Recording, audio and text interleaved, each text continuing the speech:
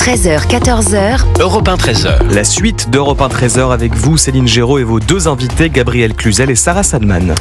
Et parlons de ce plan de rigueur budgétaire de François Bayrou pour sauver les comptes publics. Pendant que les oppositions préparent la riposte, le Premier ministre tente de trouver du soutien dans son propre camp.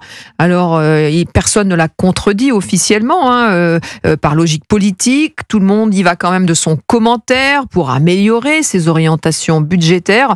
On va en parler, mais avant, je vous propose d'écouter un petit florilège de réactions avec, dans l'ordre d'apparition, Bruno Retailleau, Gérald Darmanin et les députés Ensemble pour la République, Mathieu Lefebvre et David Amiel. Je pense que l'AME doit être réformée dans son panier de soins. Je pense que, par exemple, les OQTF ne devraient pas avoir accès à l'AME. La réforme des jours fériés, c'est la fin des 35 heures, c'est ça que ça veut dire. Vous faites 14 heures, 15 heures de travail supplémentaire. C'est la fin des 35 heures. Quand vous faites 15 heures de travail supplémentaire, que vous appelez ça comment ? Pourquoi pas formellement supprimer les 35 heures ?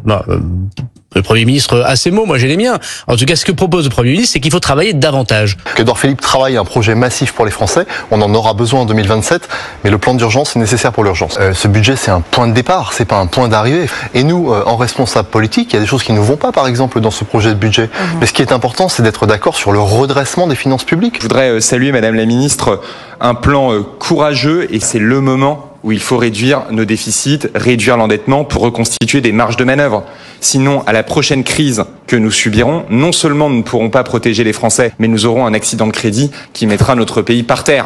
Voilà, l'opposition est effectivement vent debout, mais là, au sein du socle, l'unité n'est pas facile à trouver, Gabriel Cluzel. On sent que voilà, il y a des ajustements, des calculs dessus, une prudence, il y a les élections aussi qui arrivent. Non, mais on sent que c'est un gouvernement en CDD sur un siège éjectable et que peut-être le bouton rouge, on a bientôt sur le point d'appuyer dessus. Donc il faut dire que ce socle dont vous parlez, c'est pas un socle, c'est une auberge espagnole. Il n'y a pas deux qui sont d'accord. Donc moi, je voulais simplement rebondir parce que ça m'a vraiment frappé sur ce point soulevé par Bruno Retailleau de l'AME. L'immigration, c'est le mot oublié, interdit, tabou cette grande déclaration d'intention. C'est les grandes lignes, c'est les grandes orientations. Oui, non, mais enfin, d'accord, mais on peut pas dire. Il y a quelques mois, on assiste à une submersion migratoire et aujourd'hui, l'écarter tout à fait d'une discussion sur le budget. Et l'AME, vous vous souvenez de Barnier, le ci-devant ministre là, qui a pas fait long feu. Il avait dit, non, l'AME, c'est ni un tabou ni un totem. Déjà, quand vous êtes obligé de le dire, c'est qu'en général, c'est déjà un tabou et un totem. Eh bien, on se rend compte que personne n'ose aller là-dedans. Comment voulez-vous demander ? Il est allé sur les retraités, qui était aussi quelque part un tabou. Non, mais d'accord, mais les retraités, pardon, moi je veux pas rentrer dans cette guerre générationnelle parce que je trouve qu'elle est triste. Je comprends que les jeunes générations se disent les retraités ont eu plus de chance que nous, mais fondamentalement ils ont joué le jeu, les retraités. Je vais vous dire, ils ont cotisé, voilà, ils n'ont rien fait de mal. C'est pas. Mais ce qui est compliqué, c'est de se dire pour un Français qu'il y a des étrangers qui bénéficient davantage et que c'est pas d'abord là-dedans que l'on va tailler. Vous voyez, par exemple, il veut revenir sur les franchises. Quand vous avez l'AME, vous êtes exonéré de franchise. Vous voyez ? Bon, alors, moi, il y a 3 arguments pour l'AME. On vous dit, c'est dérisoire. Ah bon, 1,3 milliard, c'est dérisoire ? Rapporté à 44 milliards, c'est pas dérisoire. On vous dit, mais c'est l'argument, voilà, je le cherchais, ça permet de lutter contre les épidémies. C'était l'argument de Pierre de Courson. C'est complètement faux, il faut 5 mois pour l'obtenir. L'AME, 3 mois de présidence sur le sol français, 2 mois d'instruction du dossier. Donc, s'il faut 5 mois pour lutter contre la peste bubonique, elle a le temps de galoper, nous sommes d'accord. Bon. Et en plus, il y a un dispositif qui s'appelle le dispositif pour soins urgents et vitaux qui vise à protéger contre ces épidémies. Et puis on vous dit mais c'est pas un appel d'air. Évidemment que c'est un appel d'air. Évidemment que c'est un appel d'air d'immigration, alors que les Français ne le veulent pas. Donc pourquoi ne pas d'abord s'attaquer à cette AME avant de parler des jours fériés, des antibiotiques et des retraités, je ne sais quoi d'autre. Après, quand vous parlez des étrangers, les Français qui se disent pourquoi les étrangers bénéficient de l'AME, moi je vais quand même distinguer les étrangers qui arrivent légalement et les personnes sous OQTF qui bénéficient de l'AME. Quand vous êtes sous OQTF, normalement, vous n'êtes pas censé être sur le territoire français. Donc, que vous ayez en plus des droits alors que vous n'étiez pas censé être là, c'est la vision humaniste qu'a adopté la France, mais il y a certains Français que ça interroge. Après, pour les autres étrangers qui sont là de façon légale, moi, ça me pose déjà beaucoup moins de problèmes. Je veux dire, si vous êtes là et que vous avez obtenu vos papiers, c'est pas exactement la même chose que si vous n'avez pas eu de papiers.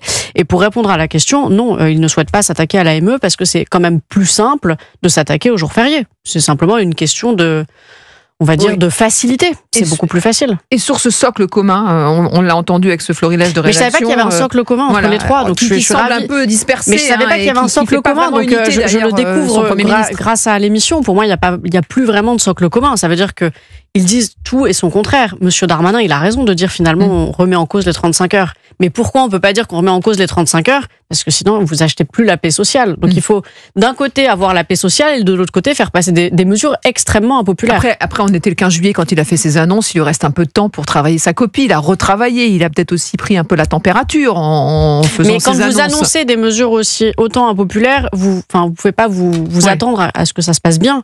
Après, on peut revoir sa copie. On peut lui reprocher beaucoup de choses, mais il a pour lui le courage et l'audace, au moins d'appuyer là où ça fait mal. En tout cas, de s'attaquer à de dire il faut travailler plus, les retraites. Courage est le premier mot qui me serait venu à l'esprit. C'est le choix. Nous sommes face au mur.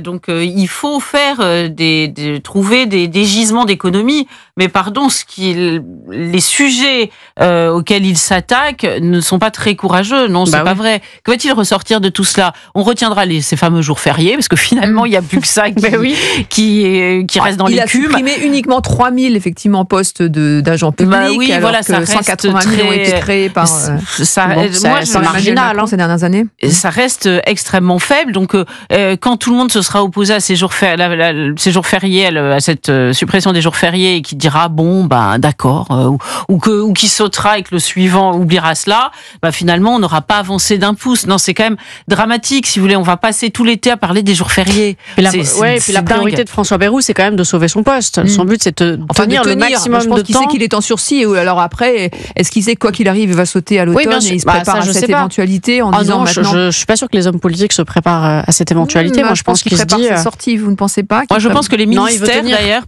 commencent à préparer doucement à faire les cartons. Un petit peu, au moins psychologiquement. Ouais, je l'ai senti. Voilà, donc l'été sera un peu tourmenté.